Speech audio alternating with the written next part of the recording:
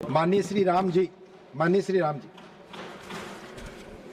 धन्यवाद मान्यवर कि आपने मुझे राष्ट्रपति जी के अभिभाषण की चर्चा पर बोलने का अवसर दिया।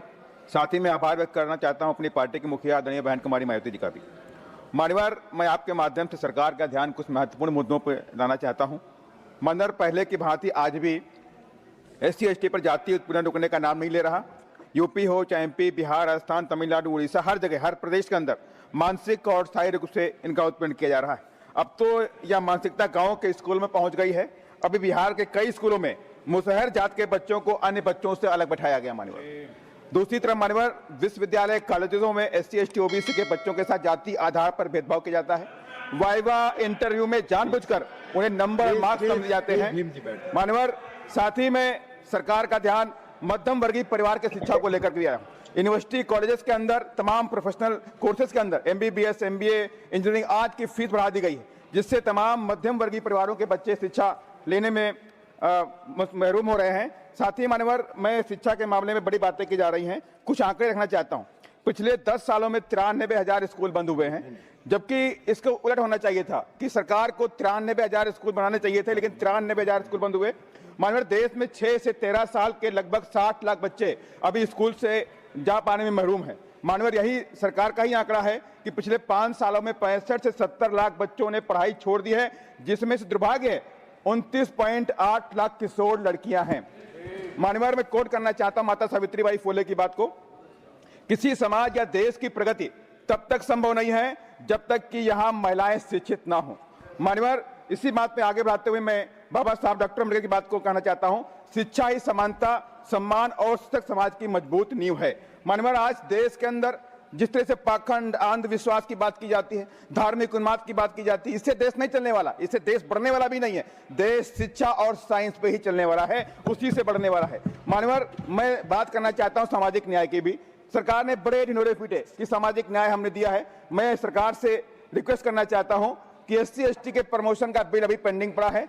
आज तक CMO, PMO और हायर लेवल की पोस्ट पर SC/ST के लोगों की पोस्टिंग नगण्य है। आप इस बिल को लेकर आए, SC/ST के प्रमोशन का बिल को पास करिए। वहीं माननीय देश के संविधान को लागे हुए 77 ईयर हो गए, लेकिन मध्य प्रदेश के अंदर OBC को आज भी 27% रिजर्वेशन नहीं मिल रहा।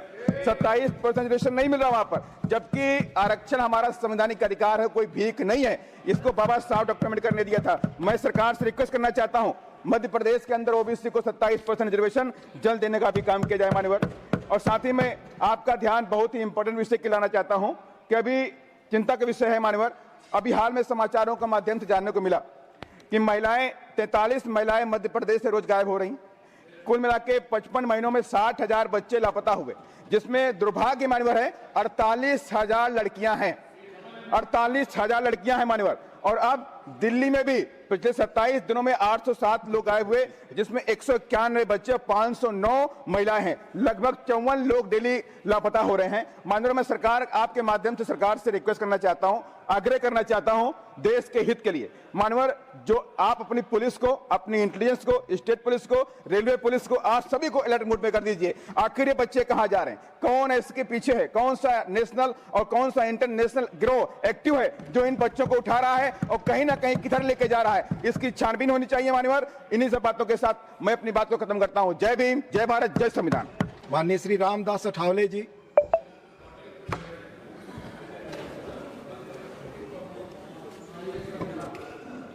उपसभापति जी, मैं आपका मानता हूं आभार,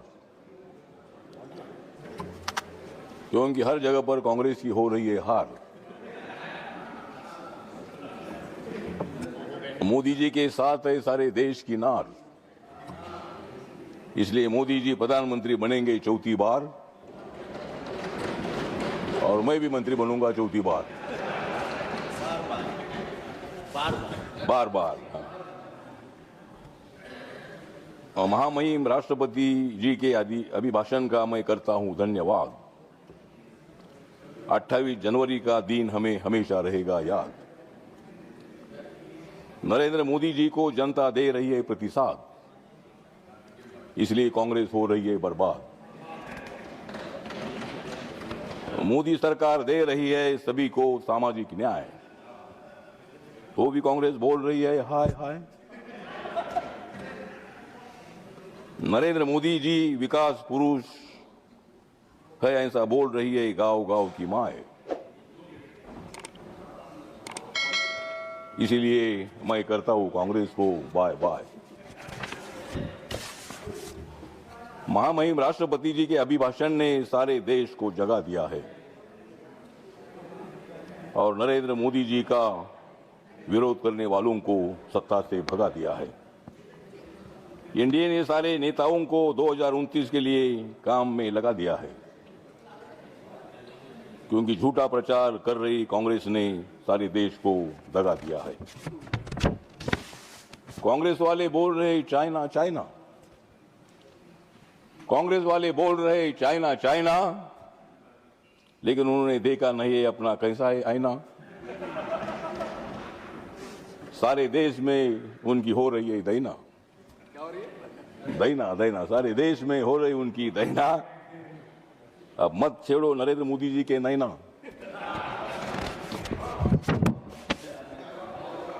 नरेंद्र मोदी जी का विकास का है फेस।